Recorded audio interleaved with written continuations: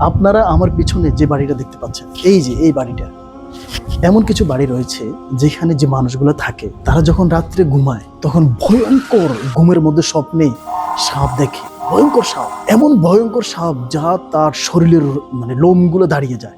এবং রাত্রিবেলায় তারা ঘুমালেই ভয়ঙ্কর কুকুরকে স্বপ্নে দেখে, অথবা রাত্রিবেলায় তারা যখন ঘুমায় তাদেরকে যেন ভয়ঙ্কর কিছু তাড়া দিচ্ছে, এরকম একটা পরিবেশ তাদের এই বাড়ির মধ্যে তৈরি হয়। সারা পৃথিবীতে এমন বহু বাড়ি রয়েছে যেগুলোর মধ্যে মানুষ ঘুমালেই এই স্বপ্নগুলো দেখে থাকে। এক, ভয়ঙ্কর সাপ।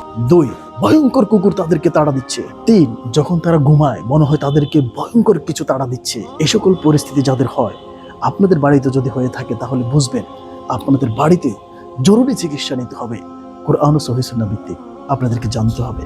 এরপর এরকম বহু মানুষ রয়েছে যারা যখন ঘুমায় তখন তাদের বুকের উপরে কোনো এক বড় অশুভ শক্তি বা ভারী কিছু তাদের উপর বসে থাকে। এমন কিছু ঘটনা ঘটে এইসব বাড়ির মধ্যে। সেক্ষেত্রে আমাদের জন্য করণীয় বিষয় হচ্ছে বাড়িটাকে আমরা আল্লাহ সুবহানাহু ওয়া তাআলা এবং রাসূল সাল্লাল্লাহু আলাইহি সাল্লামের দেখানো পদ্ধতিতে যদি প্রতিদিন আমরা আমল করতে পারি তাহলে আমাদের বাড়ি সুন্নাহ ভিত্তিক হয়ে যাবে এবং সুরক্ষিত হবে। সেই বাড়িতে নিশ্চিন্তে স্বাধীনভাবে প্রশান্তির সাথে ঘুমাতে পারবো। আর নয় আমরা ভয়ঙ্কর সাপ, কুকুর এবং বিচ্ছু দেখেই আমাদের প্রতিনিয়ত ঘুম ভাঙবেই।